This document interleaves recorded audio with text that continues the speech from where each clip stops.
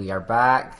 Thank you for checking in to the Critics Clinic for all things movie and entertainment related. As always, before we do anything else, click that button below, like, subscribe to this video, like and subscribe to other videos. I am here to talk about a movie that is pretty popular right now, Captain America: Brave New World. As always, if you don't want any spoilers, I will put the time below to fast forward to skip the spoilers and get to my honest review. Starting out, obviously, this movie, the Sam Wilson Captain America, played by Anthony Mackie, also Harrison Ford taking on the role of Thaddeus Ross as the current president. Movie starts out with him just being elected, doing his victory laps, essentially. There's a breach where an unknown substance is stolen. He calls in Captain America and Falcon to go down to Oaxaca, Mexico to obtain this substance. When they get there, they run into Giancarlo Esposito's character, and the person that was supposed to be there and buy this substance is not there. They're all wondering where he is. Harrison Ford's character invites Anthony Mackie and the Falcon character to the White House. Sam Wilson invites the other previous super soldier character, Isaiah Bradley's character, to the White House, which sets off a series of events. They're basically all of the great powers of the world are meeting to discuss what they're going to do about sanctioning off the Celestial that they found in the Indian Ocean because they found the substance adamantium. As Harrison Ford's character is talking about this, a song goes off. Isaiah Bradley's character gets up, tries to shoot the president, goes into full super soldier force and knocks people across the room. 5 other agents start doing the same thing. All of a sudden, he's back in his right frame of mind. He's in the middle of a park, a water park. Anthony Mackie's character confronts him and says, "What are you doing?" And he's like, "I have no idea." They arrest him. And this, basically, the movie is a series of events where they're trying to figure out what led to this happening, but also Harrison Ford's character trying to protect his legacy as president and basically overcome his past issues, which you kind of see throughout the movie. The overwhelming kind of for him is to kind of redeem himself from his past history and what he did in the previous movie, Incredible Hulk movie from 2008. He's trying to make it up to his daughter, who's played by Liv Tyler. They have a little phone conversation, which sounded very AI, and I actually thought it was AI initially. It ends up not being, where he's talking to her that he wants to be better and do better. But anyway, they kind of go through the movie. They find out there's a character, Samuel Stearns, who's been in this hideaway location with a lab for years and years and years since the first Incredible Hulk movie, doing experiments. One of the experiments we find out was to save Harrison Ford's life because he has a failing heart, which I assume he meant heart failure, or coronary artery disease. He's given him a pill, unbeknownst to him, that was increasing his gamma radiation over the years. And so the whole story takes place to where they're basically trying to overtake the Celestial Island, which is the Celestial that the Eternals stopped in their movie, from Japan from taking it. And so 2 of the soldiers in the American Navy or Air Force, I'm not sure which one it was, they hear the same song and the brainwashing takes place. They take off and try and attack Japan. Japan tries to attack them back. Falcon gets shot out from the sky, but Anthony Mackie's Captain America stops them, saves the day, which leads Japan to trust America again. But before this can all happen, Harrison Ford's character has a press conference to detail what happened at Celestial Island. Samuel Stearns' character basically initiates this response in him where he loses his temper and he turns into the Red Hulk. So the Red Hulk goes crazy. He destroys this press conference. Anthony Mackie's character tries to stop him. They end up in the cherry blossom gardens in DC. They're fighting, they're attacking each other. He rips off one of Anthony Mackie's vibranium wings. And finally, Anthony Mackie's able to stop him. He blows him away with a force blast from his vibranium wing, knocks him out. He wakes up as a human again. They arrest him. He takes accountability. Harrison Ford takes accountability for his actions and the things he's done, which leads him to go to a holding prison that's specially designed for enhanced humans. And the treaty is signed, so all the great nations agree to allot the adamantium that's found amongst all of the nations so they can progress in healthcare and technology and weaponry and all of those things. So the movie ends well. Everyone's happy. Anthony Mackie gets Isaiah Bradley's character released from prison or his holding cell, whatever you would call it. The movie pretty much ends with him kind of having a heart-to-heart with the Falcon character and him saying, I have to always be perfect. I have to have a seat at the table, and everyone has to look up to me, and it's an intense pressure that I always carry. which was a nice moment to have, especially during Black History Month. So that was a good thing for him to say, and I'm actually surprised that Disney and Marvel kept that in the movie. But they did, so it was a heartwarming message at the end. And I'd say that's the end of the plot itself. So I would say when going into my 5 categories, I'm always going to do my 5 to get a good scoring strategy. First, it's going to be cast and crew. Cast and crew can make or break a movie. I would say Anthony Mackie's character playing Sam Wilson, the new Captain America, he did a really good job, actually. I was nervous initially. I've known Anthony Mackie's, acting roles for years. Way back when he did the Spike Lee movie, he did Altered Carbon on Netflix. He's done a lot. Look it up. He did Black Mirror, that infamous episode, the one with Yahya Mantine. I would say his acting chops are there. I was just nervous as how he would do carrying the mantle of Captain America, especially being someone who is not powered. Now trying to have to carry this role, because the previous Captain America, previous Avenger, it's always a lot of over-the-top production. The acting kind of comes second in these roles because they have all these superpowers, and it's always these big, grand things that they're doing. Whereas this movie, it's very different, especially for a Captain America movie. He's not a super soldier. He's a regular human. I think that's what makes him more endearing. And more approachable, more people relate to him in the movie, but also in real life, because he is a real human fighting these super-powered Red Hulks and things like that. So from that standpoint, he did a great job. He brought the acting chops through, so I give him all the praise. Harrison Ford, who is, also Hollywood royalty, he did an excellent job. He was a good replacement from the first person that played Thaddeus Ross in the original The Incredible Hulk in 2008. I think he was a good addition to the movie.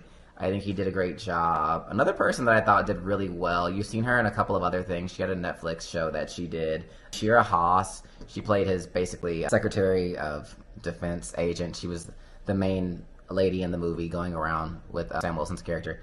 I would say she did great. She's apparently an ex-widow, so she's this crazy trained fighter, and she has this little stature, but it was incredible to see her kind of throw around these huge guys.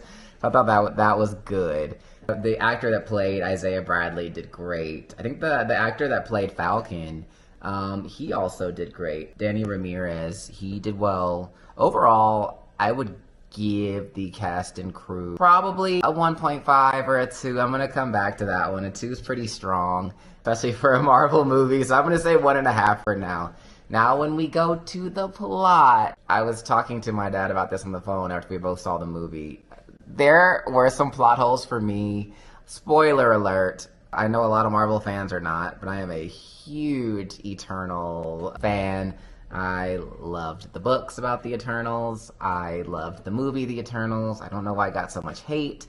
And I know Marvel's come out and said they're not doing a part 2, and I understand that. But it's definitely a missing piece in a movie that's about the Celestial that they put to sleep and halted from destroying the planet, for them to not just be relevant or even be talked about when that was really kind of the topic of conversation of their movie. So that was interesting. That's not really a plot hole because of any of the actors or anything or the writers. It's just a matter of Marvel's not pursuing a sequel, but it was unfortunate.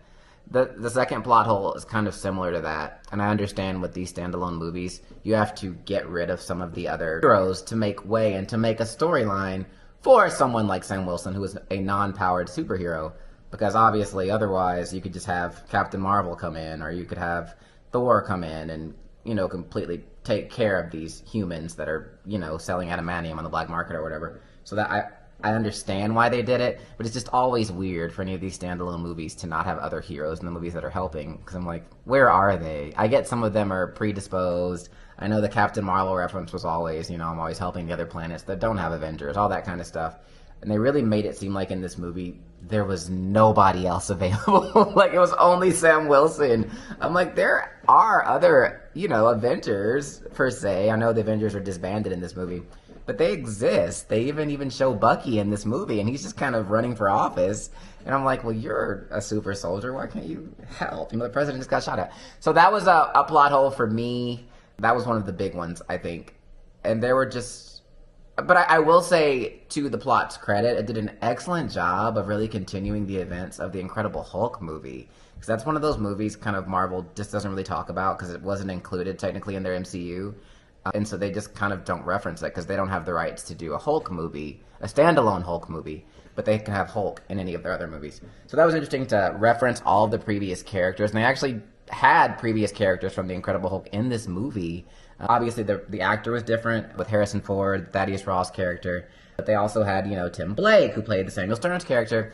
And then, like I said initially, when they had Liv Tyler on the phone talking to Harrison Ford's character, it sounded so odd and forced and slow. I thought it was AI, just like voice. But then they actually show her in the end, in the holding cell when he's in prison. And it is her, even though she's seen through a glass and like some metal beams. And she actually looked a little off, so I actually still didn't know if it was AI. She looked very different than I remember her looking. But they did show her, so to have characters from the original movie was great. I was holding out hope that at some point we'd actually see the actual Hulk. That did not happen. Honestly, I feel like that was a missed opportunity. It would have been great to have the regular Hulk in this movie. But we didn't. So I'm going to give the plot a 1. I'm going to move on. I'm going to say from a production standpoint, it was actually great. The choreographed fight scenes were excellent. Again, I'm going into this movie, a Marvel movie, preconditioned to have all the crazy powers and the blast and all those things and lightning. And we don't have that because Sam Wilson, again, is a regular, regular human. And other characters in this movie are also regular humans. But even so, the fights were excellent. The things they could show that he could do with his actual jetpack and his wings that were made of vibranium, and how they could, store kinetic energy and have these energy blasts was great. Specifically, the opening fight scene was actually excellent. I was on the edge of my seat. And the one towards the end where they're flying on the Indian Ocean trying to stop Japan from attacking them and them attacking Japan at the Celestial Island, I thought was excellent. The special effects were excellent. The Red Hulk, Harrison Ford's character, looked real. It looked amazing. I really wish the people that did Fantastic Four and did The Thing had maybe seen this and redid their CGI, because the Red Hulk looked excellent. I thought Samuel Stearns' character was a bit cheesy, but I guess it was supposed to, because he was green and had like half his brains hanging out. But I thought overall it was good. I'm gonna give the production and set definitely a 2, easy. It was a very pretty film with really good choreography in terms of the fighting and things like that. I would say for the music and sound, I'm going to give that a 2. Again, it's not a musical, so it wasn't meant to be that. It had good music, it had good pacing when it needed to. It had the downtime, slow, anticipatory music when it needed to as well. So I'd give it a 2 for that. So overall, how did I feel about the movie? Did I enjoy the movie? I'm going to start by saying, going into this movie, I was not sure that I would like it. Obviously, it got a lot of criticism just for Anthony Mackie being the actor playing Captain America in general. There was a lot of rumors about the reshoots they had to do because the initial screenings were so bad, and they had to do a ton of reshoots just to make it palatable for the public. So I had a lot of just kind of preconceived notions about, oh, am I not like this? And then things like I said earlier about it being a regular human, being a superhero.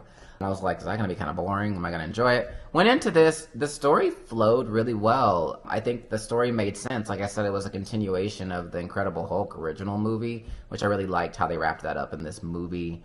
Anthony Mackie did a great job. Harrison Ford did a great job.